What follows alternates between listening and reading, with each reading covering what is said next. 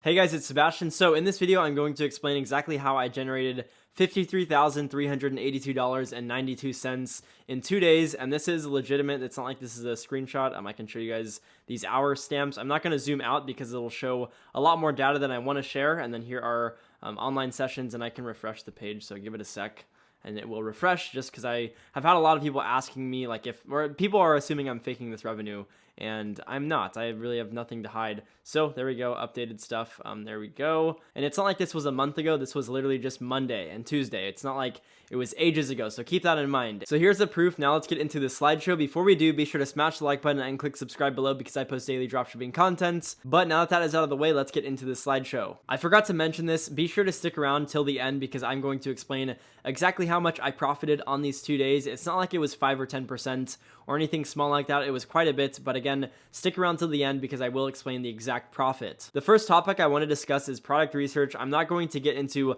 exactly how to do this. I'll do that in a product research video. One method you can use is becoming an engaged shopper by firing the purchase event on Facebook ads. Basically, any dropshipping ad you see, you can actually become a purchaser by doing this one simple trick. I'll show how to do it in probably one of the next few videos when I do a product research method, and then it'll allow you to see more dropshipping based ads, which is extremely valuable. Another thing you can do is editing your interests on Facebook and remove any tie to Shopify or dropshipping. A lot of people exclude these interests, so it's good to delete them off of your interests that Facebook has you collected as, and you'll see a lot more ads that are dropshipping. The last method is looking up 50% off free shipping on Facebook, and then filter by videos, and then filter once again by dates. Select this month, and you'll get a lot of recent videos that have a good amount of views. Some will not have a good amount of views, so you have to scroll through and pick whatever ones you like. But all of those methods are really good for finding products. They're very simple too. It's not like they require a lot of thought. It's just going through them and putting in the time to actually scroll through and find some products. I used to use Turbo Ad Finder, and that made all of this stuff so much easier, but it's not working on my computer anymore, so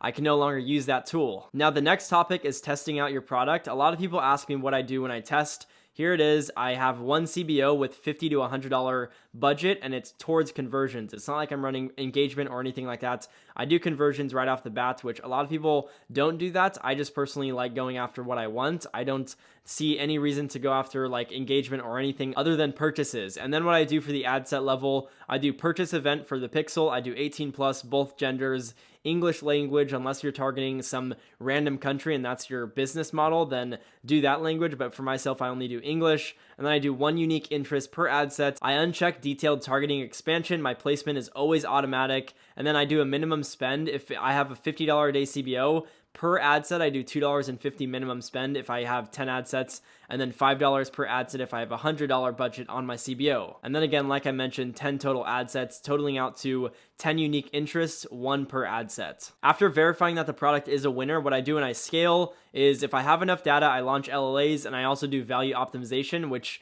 brings me an extremely high AOV. So essentially what value optimization does is it can get you, like I mentioned, higher valued customers that are likely to spend more money than usual. So if you're selling a product for $50, but you have upsells to bring your average order value up to $200, you can run value-based ads, and they can actually get a lot of purchases at a higher AOV, which is extremely valuable. If you don't have enough data for that, essentially what you can do is take your top performing ad sets, put them into a bigger daily spend CBO, or put them into an ABO. Brief explanation as to why I use ABOs. It's very logical in my opinion.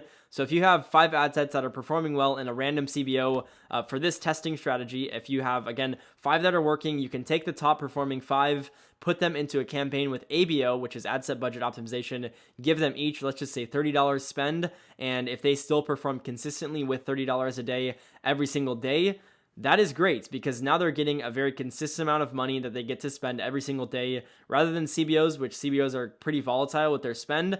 So I just prefer it. It's been working really well. I'm not saying CBOs don't work. I'm just saying expand your horizon and test a lot of stuff. A lot of people are really scared to test things when in reality, Facebook is a testing game. Like I mentioned right here, some LLAs may shock you. My view content right now, those are doing way better than my purchase LLAs, my add to cart LLAs, my initiate checkout LLAs, which is really crazy if you think about it, that view content LLAs are getting more purchases and more profitable purchases than a purchase LLA. So always test as much as you possibly can afford to test because, again, some ad sets and some structures will surprise you. I do a 20 to 30 cent budget increase every 3 days or so, only if it's profitable. So if I have a CBO that's giving me, let's just say 5 ROAS at $300 spend, then I will increase it by 20% after 3 days that it's consistently pulling me in a profitable ROAS. I don't do big increases in budget like 50% plus on a campaign because I don't want to break my profitable campaigns. They make me a lot of money. I don't really see the point in risking it, but now that I've been making these types of videos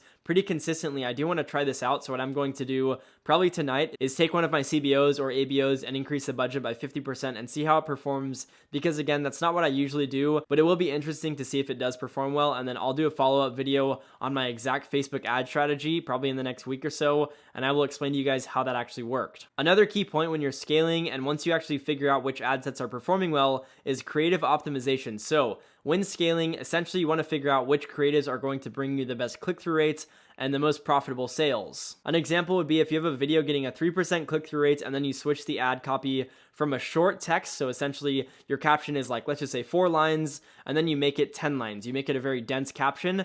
What if that increases your click-through rate to 4%? Then you know that that version of the ad works way better than the original one. So from that, what you can end up doing is then take the video, edit it, maybe edit the first few second clip, and then you can change it to something else and see if that will increase your click-through rates even more. That's essentially what I do, and it takes time. It's not like it's something where I set it up 1 week and then all of my creatives are good forever. I get new creatives pretty much on a weekly basis. It's very important to introduce new creatives because you don't ever want to wear any audiences out.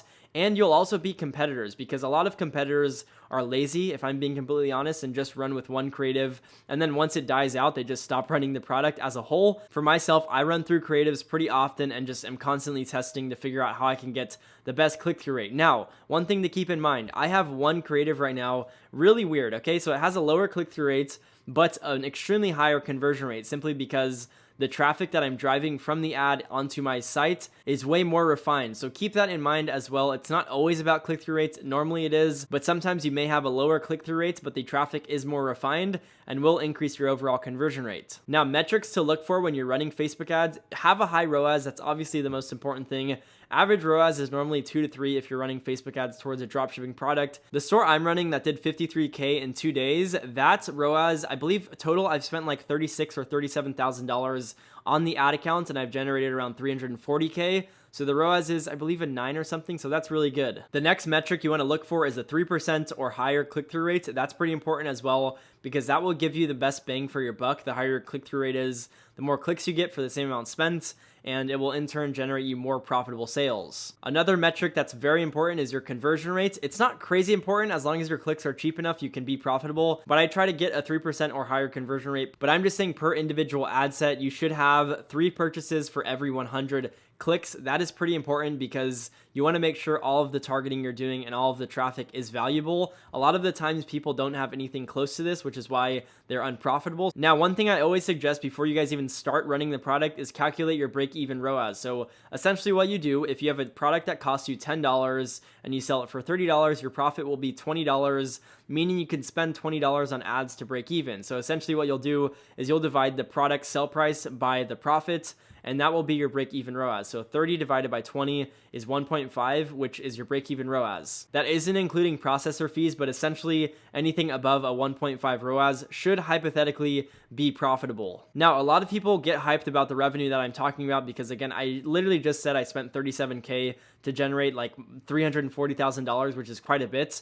And that does not come without any headaches. So here are some of the difficulties I've faced while scaling. One of them has been a massive influx in customer emails, live chats, and phone calls for my team. So what does this mean for myself? Well, this now means I have to hire more people and train more people to actually manage emails, live chats, and calls, which will in turn give my customers a faster response time, which is good, but that adds a lot of headaches to my personal life. Like, I now have to train more people, and it takes a lot of time and energy out of my day. So that is one thing that's difficult when scaling a product this fast because, again, I'm only on like day 40, or I was only on like day 40 when I hit these numbers. So it's not like it took me months to do, 20 and 30K a day. Now, another thing that's extremely difficult with this store is my ads are not tracking around 40% of purchases, which if you have never run Facebook ads, that makes it difficult as hell to manage my ads, like scale them or cut ads, because I don't know which ads are performing perfectly. Like, I really have no idea. It's a lot of guessing and going based off click-through rates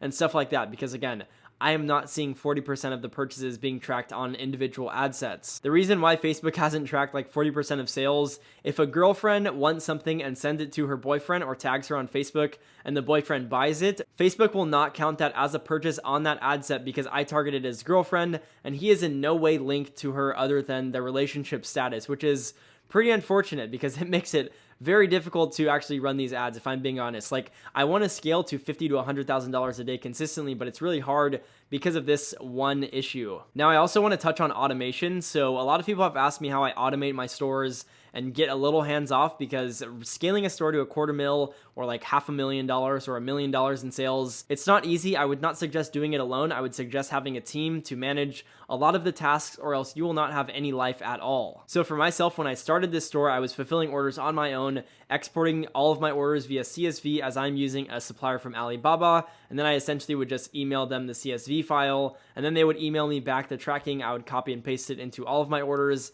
and that's how I was doing it originally. Now that I'm doing over 10K every single day very consistently, I have inventory coming in this week for the product, and I'm going to be able to offer 2-day shipping now, which is amazing. And I'm going to start gapping my competition because everyone is still shipping from China, which is pretty hilarious because I'm just going to completely dominate everyone, which I'm super excited for. One thing I always suggest, no matter what product you're selling, get inventory in the US fast so you can minimize the amount of complaints you get about packages coming from China. Even if you have fast shipping, people will still bring up the fact that it's coming from China, which is something I hate dealing with.